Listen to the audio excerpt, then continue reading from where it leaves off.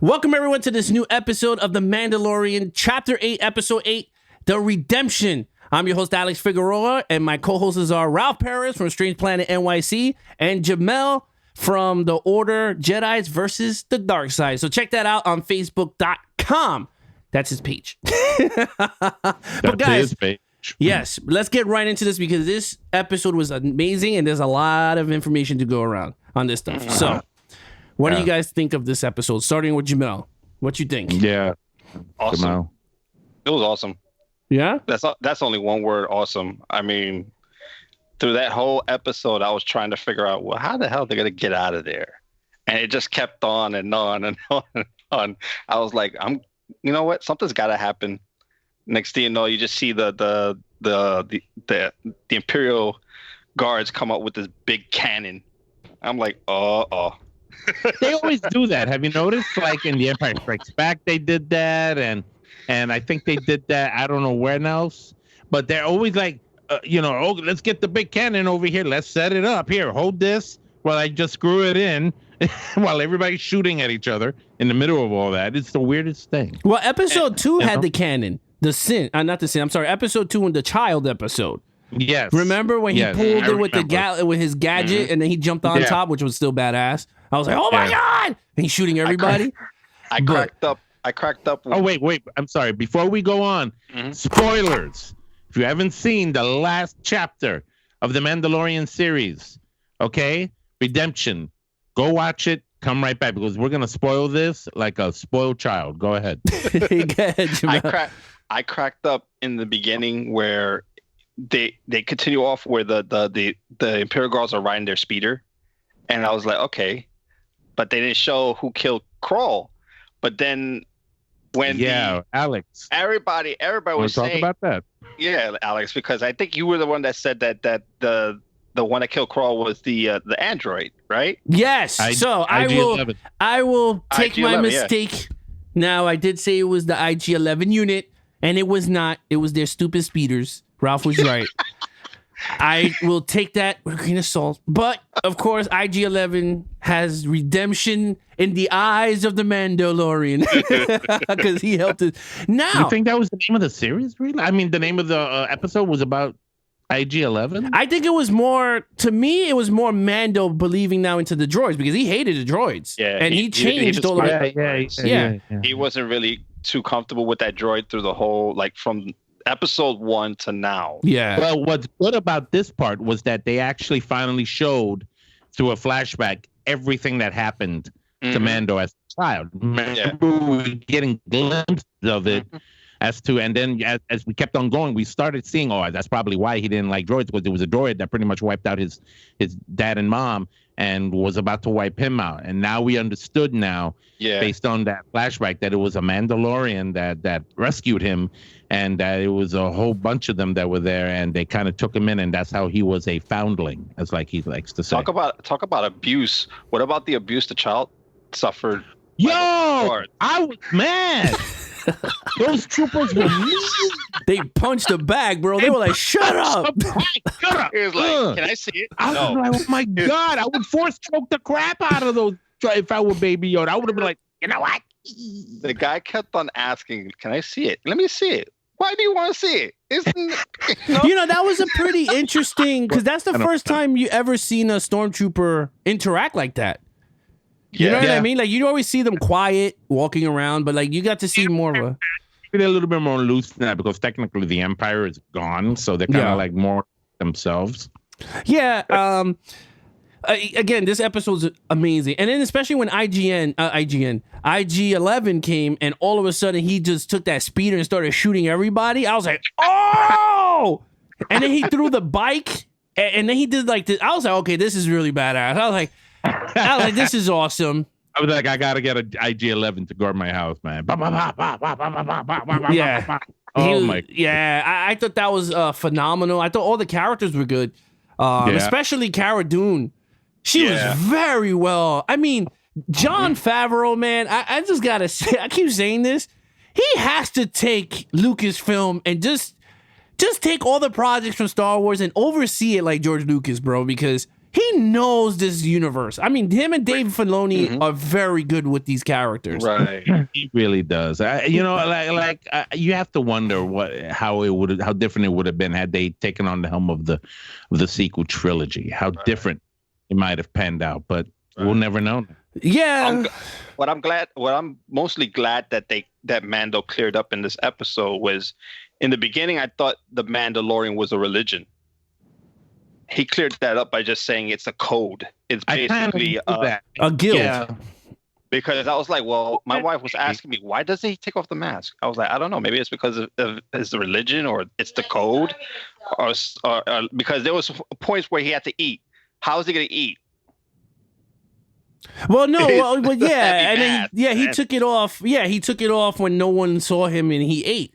But I mean, that was pretty cool because I like that. I forgot which episode. I don't know if it was 4 or 5 or 6 where him and Cara Dune was talking on that planet where they were saving the people. And she was like, why don't you take off the helmet? He says, no, if you take it off, you can never put it back on. It was just like one of those things. And I was like, that's cool. I mean, and then we got to see his face, which I was like, no, but it makes sense though. He said it.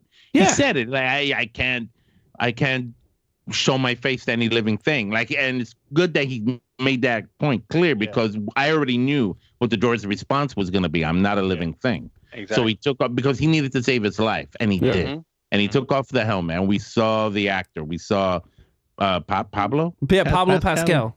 Pablo Pascal. You killed my father. I'm sorry. You killed my sister. You hate that. You know, like that's the person I saw. I was like, oh snap! I remember you. Yeah, it's funny. It looks weird when they took off the helmet. You know how Darth Vader looked weird when they took off his helmet? And you're put it back on. That's how I felt. I was like, like, you know what? Yeah, put it. Just put it back on. But you know what's weird? My wife was like, wow, that they used the spray was Basta tank spray. Yeah. She was like, man, they must have invented, there's an upgrade because Darth Vader had a bath and now they have a spray to go. Something. And poor Luke was in a tank too. Yeah. You know? And the Mandalorian just got a spray. After he act around by the ice creature and stuff like that. And now it's just a spray. Like, oh, look, I got a boo-boo. Back the spray. Yeah, that's the spray they use in soccer games. You know, you ever seen soccer games where people get hit and they fall on the floor and they hold their legs? Disinfected. And the guy comes with the spray and they spray? Yeah, it's the Basta spray. And a boxing match, all bruised up over here, and they use that. Here's some back up. You know, like, forget it. But what was so cool was when the robot said it's going to take an hour or two and you're going to be fully healed, and you saw it as he was walking. He was staggered, and then all of a sudden he started walking straight because of the spray. And I was like, that's pretty cool. And then of course he got the upgraded on his armor. I thought that was pretty cool. The upgrade on his armor was because he took on the little one. He took on the Baby Yoda as his own. Yeah, so his clan is was it the clan of 2? The clan of 2. Yeah. You know, and what was amazing about that part was that the I forgot the name of the forger that was there, that was left because the freaking the imps wiped out the other Mandalorians apparently. Yeah. She was the only one left. She explained to them what the Baby Yoda was, and this is the part that has me excited. She explained that she meant she brings up the Jedi. Mm-hmm. Yeah. And they never heard of that. And we have to remember why. This was the time period when the Jedi were eradicated. There was only very few knew. They didn't know. So they didn't know anything about this. They didn't know anything about the legacy of the Jedi and blah, blah, blah, and blah, blah, blah. And now here it is. I'm like, yes. Mm-hmm. Now we're going to take this a little bit home. Right. And what I love about this episode is that it gives us so much more. I'm glad it didn't end on a cliffhanger. I would have been pissed. I would have been mad. You know, I like cliffhangers to end a season. End it for within the season, but not the season itself because you'll kill me. Okay, but that's another topic. What I want to mention that what I loved is that now we're looking forward to something now. Mando and Baby Yoda are off to search for the Baby Yoda's home world, where his species lives. So by learning about Baby Yoda, we're we're gonna learn about. We're gonna learn. Oh, you didn't hear that, right? No. What? No. Okay, good. We're gonna learn about Yoda himself. We're gonna learn about Yoda himself. I mean, this is some background. Yoda, as a character throughout the Star Wars universe, has been one of the most elusive characters in the Star Wars universe regarding what his species is, what his kind is, his culture, what planet he's from. Very elusive. We don't really know.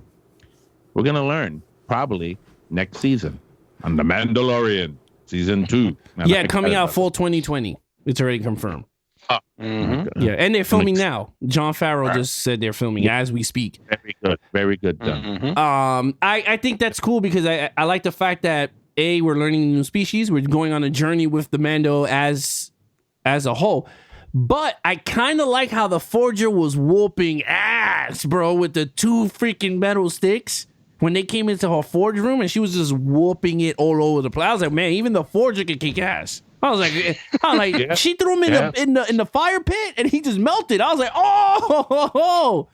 You saw one Imperial stormtrooper lose his jaw. Yeah. She hit him with the hammer. It's like, Destroyed them. She destroyed them. Like I saw like a jaw go. I saw like white armor, not even armor. It looked like white plastic flying all over the place. I was like, oh my God, they were flying everywhere like Lego pieces. I was like, yo, she's no joke. You don't mess with that forger. She'll unforge you. Yeah, I mean, she was actually pretty good. So that tells you that she's gonna be there when he needs her. But the other thing was that I laughed was how IG-11 died like Terminator. He was like, beep, beep, beep, beep, beep, beep. Beep, beep, beep, beep, with the thumb up. He was like, take Baby Yoda, I'm gonna go. And then Mando was like John Connor. He was like, no.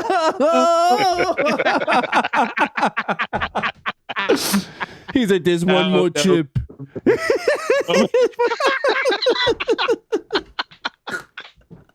It was good though. You have to admit it was good. No, it was mad emotional. I was mad. Eyes got all watery. I want IG-11 to go, man. He's kicked butt, Like I just wanted him to keep running around shooting everybody. I kind of figured why they did it. I mean, because it would be super strong. I mean, if he was with Mando the whole time, because he could heal him. He could heal.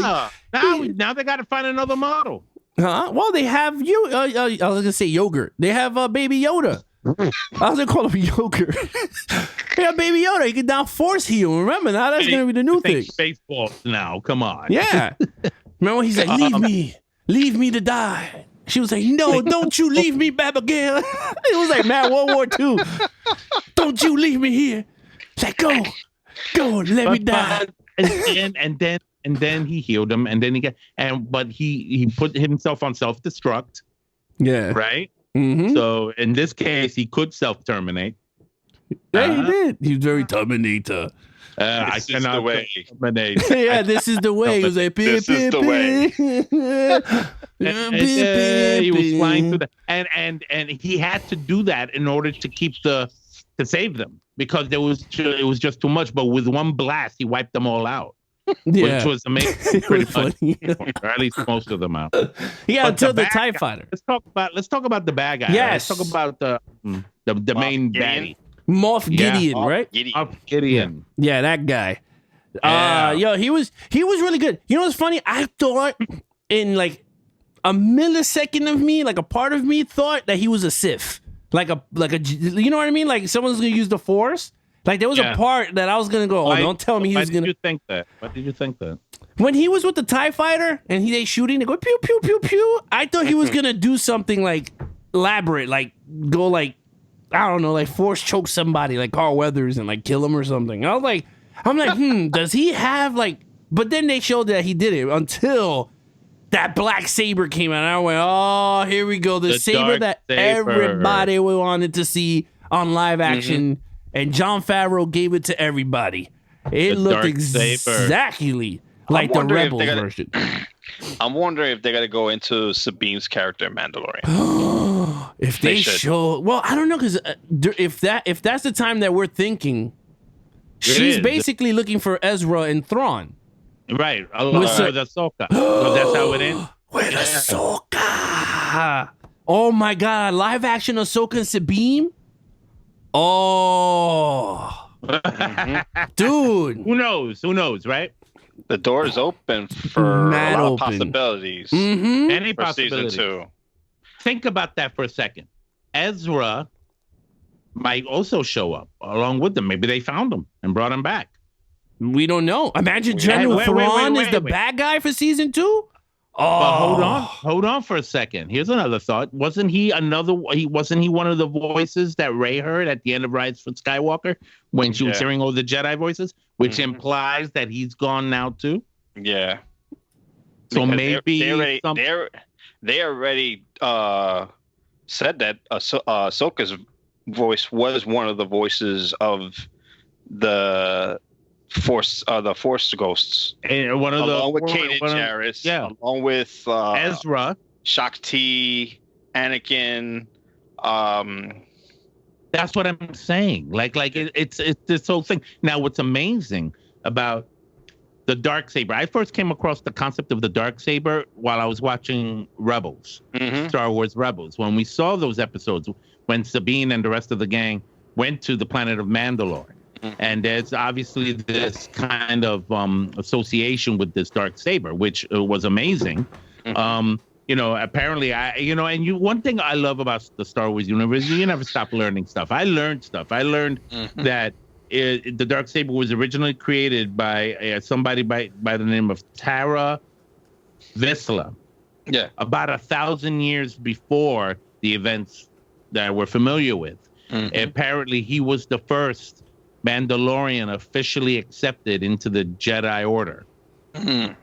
And then something about this saber was passed on from generation to generation and fell into the hands of quite a few other people, both Jedi and Sith, in different circumstances throughout history. And now it's landed into the hands of this guy, which I don't know why, because the last time we saw the Darksaber was in Star Wars Rebels in the hands of, who was that, Sabine's mom? yes. Who had it? Yeah. Sabine's mom had it before she died. That raises a scary possibility that he may have killed her. Yeah. Yeah. I don't know. I could be completely wrong about that. But I'm just putting that out there. But in order for them to do that, they would have to explain how he got it. Yeah, the backstory. Yeah. The backstory. Yeah. Well, hopefully season 2 will kind of like get into that a bit, because it'll be interesting to know. It really would be interesting. I don't know. This guy, Moff Gideon, reminded me of director Krennic from Rogue One with the cape. I was like, I could see that. The guy doing, but then it was like Moff. I was like, okay, fine, Moff. Moff Tarkin. I don't know. No, director Krennic makes more sense. Yeah, and there were Death Troopers there too. Yeah. The Death Troopers. Yeah. That were also there. I'm telling you that even though the Empire's been pretty much, gone, like they say in the show, you still see these factions, which is very good. It's actually very reminiscent again of the expanded universe novels that are not canon, because there was a lot of Empire factions. Remember, I would love to see this character I would love to see them pull this character out of the expanded universe novels, and the way they did with what's the name of the blue dude? Thrawn? Thrawn, yeah. Admiral Dalla. Remember her? Oh yeah. That would be amazing. That would be amazing. I would love to see who because she was an interesting character when I read those books. Right. Yeah. So anyway, that's what I think about it. I think it was the overall. It was a great send off to the first season of The Mandalorian. It had all the action, all the spirit, all the heart. Okay, poor Mando buried. At the end, I was like, are they gonna bury this guy? He buried him, gave him a proper burial. Oh yeah. Crawl. Krill. I have spoken. He's iron buried. I have been buried. Spoken. Yeah. Yeah. I have been buried. I thought that was nice. And and then and you saw that thing that Baby Yoda had around his neck. He had like a little, that was the symbol. Yeah, the Mandalorian symbol. The Mandalorian symbol. Like Baby Yoda knows. He's 50 years old. He's not an idiot. You know why they threw that there? Why? They were like, you could buy this now for $20 in the Disney store. Get the Mandalorian necklace now. Oh, please. I know for a fact they're selling those already in the Disney stores or whatnot, so forget about it. We're ready for that. It's just, it had so much. Are we even missing anything, guys? I feel like that was really it. You had that, and then you had the fire trooper, the guy that was shooting flames, and then Yoda stopped it. Yoda stopped it and deflected it back at him. Yeah, and then he passed out. He went like, poop. He went. I cracked up on that every time. Yeah. He gets tired. He's like, he's done. He gets tired. He gets tired. But what was funny was when Carl Weathers' character, I keep forgetting his name, tells him, hey, do the thing. Hey, baby, do the thing with the hand again. He just waved at him like, hi. Yeah. The thing I like about that, though, is that they gave Baby Yoda a flaw. Like, once he uses his powers once, he collapses. Because if he did it, I was like, oh, man, he could just do this the whole time. Just have him to do everything. I would like to ask a question to you guys as we end our final review for The Mandalorian season 1. This is, we're wrapping this up, guys, and we're going to be moving forward to doing a film by film review of all the Star Wars movies, starting from 1977 on. And we'll be doing that in the very soon future. But I would like to focus on what you guys, Jamel and Alex, what are your expectations? What are your hopes for Mandalorian season 2? Alex. I want more action. First of all, the action they gave me was great. I gotta see more action, more species, more planets, just like Star Trek, and the same vision that George Lucas wanted to give everybody. New planets, new characters, new storylines. That's what I want. And that's what I got in season 1. But I wanted times like double the action, double the fun. Like, that's what I'm looking forward to. And more characters to love. Like, I started to like Crawl. He bit the dust. I started to like IG-11. He bit the dust. We got Cara Dune. Yeah, he bit the metal. We got Cara Dune. She's amazing. Carl Weathers is pretty cool. It looks like he's going to die somewhere down the line. He's going to screw someone up. But I want new bounty hunters. Someone cool. Remember the guys from Rebels? Maybe they could come out. Remember the Chinese dude with the hat? Yeah. Bass Kane. Or Bad Kane, I forgot what was his name. Or Hondu. Remember Hondu? Hey, Ezra! Like, I want stuff like that you could just enjoy, sit back, and nothing copy and paste from other stuff, like, some like other stuff. Go ahead, Jamel. What do you want? I basically want the same thing. I really want them to go into more of the mythology of Star Wars and go into more on the backstory of Mandalorian, like the history of the Mandalorian, and I would like to see more Imperial characters. More possibly Imperial Thrawn, entanglements. scum and villainy. Yeah. And I would like for them to go more into have more Jedi references in second season. See where that leads to. Maybe it'll lead to how the Jedi was destroyed. And what happens next. But I'm pretty sure you're gonna see a lot of things in season 2 because season 1 ended so great. They just need to keep the momentum going. Do you think they'll give like a little hint now that we know Emperor Palpatine was alive during this time? Do you think they'll give like a little like sentence or two that will give you the sense that he was still alive? You know what I mean? Like a little nudge? Well, I would want them to go into the contingency plan because that's basically why there's a lot of still Imperial troops and all this other stuff because as we all know, the Emperor sent some of his high-ranking officials to go on different missions in case something happened to him. I would love to see like maybe some reference to the Knights of Ren. Maybe. It might be too It's too early. early. Might be too early. I don't even think Ben Solo's born yet at this point. Or maybe they can go and introduce the Acolytes of the Beyond. Maybe. Okay.